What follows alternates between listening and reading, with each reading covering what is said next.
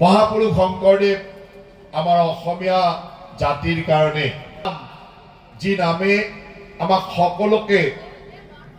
ভৱিষ্যতৰ সন্ধান দিয়া আৰু অতীতৰ গৌৰৱময় ইতিহাসৰ কাৰণে গৌৰৱান্বিত কৰে।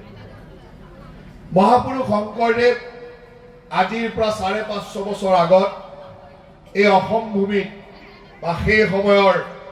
বৃহত্তৰ এই অসম ভূমিত যি ধৰণে আমাক নাম ধৰ্মৰে সাহিত্য সংস্কৃতি শিল্প কলা সকলোৰে মাজেৰে বান্ধি এক মহান অসমীয়া জাতি গঢ়িছিল, তাক লৈ আজি আমি প্ৰত্যেকজন অসমীয়া মানুহে স্বাভিমানী অসমীয়া মানুহে সদায় গৌৰৱ অনুভৱ কৰোঁ। আজিৰ পৰা এই ৫০০-৬০০ বছৰ আগত সমগ্ৰ ভাৰতবৰ্ষতেই যে ধৰ্ম বিভ্ৰাট হোৱা ধৰ্মত কৰবাত ক্ষতি হোৱাৰ এক পৰিৱেশ গোটেই ভাৰতবৰ্ষ জুৰি সৃষ্টি হৈছিল আৰু সেই সময়তে সনাতনী সংস্কৃতিত বা সনাতনী ধৰ্মৰ মাজত এক নৱজাগৰণৰ সূচনা হৈছিল আৰু এই নৱজাগৰণৰ নেতৃত্ব লৈছিল গোটেই ভাৰতবৰ্ষত এনেকুৱা কিছুমান মহাপুৰুষে। কৰবাত চৈতন্যদেৱ, কৰবাত মহাপুৰুষ শংকৰদেৱ, কৰবাত এনেধৰণে বিভিন্ন ধৰ্মগুৰুৱে মহাপুৰুষে গোটেই ভাৰতবৰ্ষত সেই সময়ত সনাতনী পৰম্পৰাটোক আৰু অধিক শক্তিশালী কৰিবৰ কাৰণে বা সনাতনী পৰম্পৰাৰ বিপথে যোৱা ব্যৱস্থাটোক মূল সুঁতিলৈ আনিবৰ কাৰণে কাম কৰিছিল।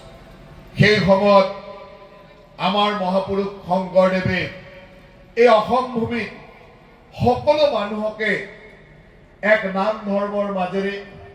সুন্দৰভাৱে একাত্মতাৰ বান্ধনেৰে বান্ধিবৰ কাৰণে বিভিন্ন প্ৰয়াস কৰিছিল। মহাপুৰুষ শংকৰদেৱে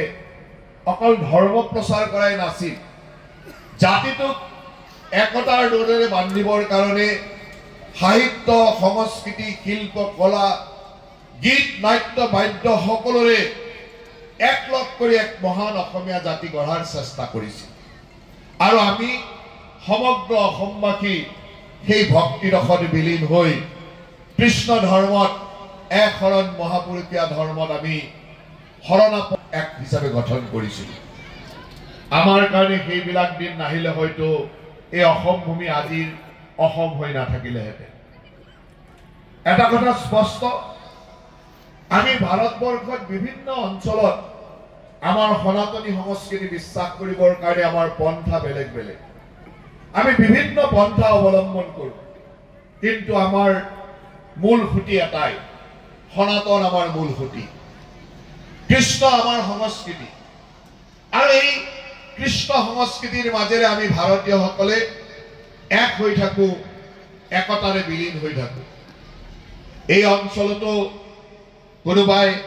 গোপাল আশ্ৰমলৈকে গৈ কৃষ্ণ ভক্তি কৰিছে, কোনোবাই চৈতন্যৰ মাজেৰে গৈ কৃষ্ণৰ নামত বিলীন হৈছে আৰু কোনোবাই নামঘৰত গৈ কৃষ্ণৰ নামত নিজক সমৰ্পণ কৰিছে। কিন্তু আমি গম নোপোৱাকৈ বিভিন্ন জনৰ চল চালনাত কেতিয়াবা আমি সনাতনী মানুহে নিজৰ এই পন্থাবিলাকৰ মাজতো কেতিয়াবা পাৰ্থক্যৰ সৃষ্টি কৰি ললো আৰু এয়া আছিল বিভিন্ন জনৰ পৰিকল্পিত চেষ্টা। ভাৰতীয় সনাতনী সভ্যতা এনেকুৱা এক সভ্যতা যি সময়ত বিশ্বৰ অইন স্থানৰ মানুহে কাপোৰ পিন্ধিব শিকা নাছিল, লিখা পঢ়াৰ কথা বাদেই, তেতিয়াই ভাৰতবৰ্ষৰ সনাতনী সভ্যতাই গোটেই বিশ্বতে জ্ঞানৰ পোহৰ বিলাইছিল আৰু সেইকাৰণেই আমাৰ এইখন ৰাষ্ট্ৰৰ নাম ভাৰত। ভাৰত পোহৰ বিলাই যোৱাটোৱে আমাৰ এই ৰাষ্ট্ৰৰ দায়িত্ব আছিল। গোটেই বিশ্বজুৰি আমি পোহৰ বিলাই গৈছিলোঁ, সেয়া আছিল আমাৰ সনাতনী সংস্কৃতি। কিন্তু আমাৰ এই সংস্কৃতিৰ এটা দুৰ্বলতা আছিল যে আমি আমাৰ সংস্কৃতিৰ পীঠস্থান বা য'ত আমি সংস্কৃতিৰ কাৰণে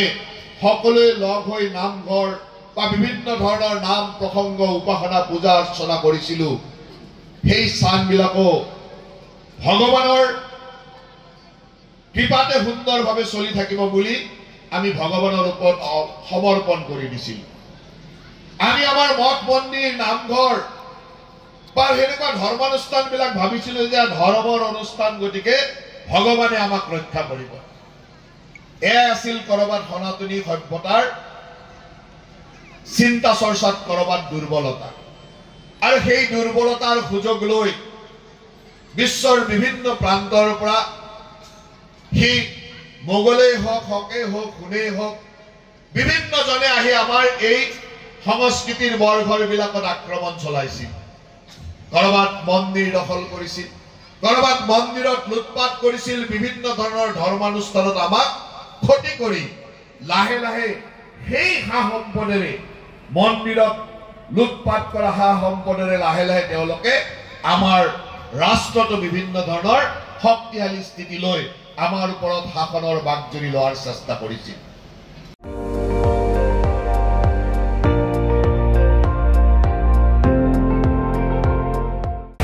আপুনি চাই আছে ND24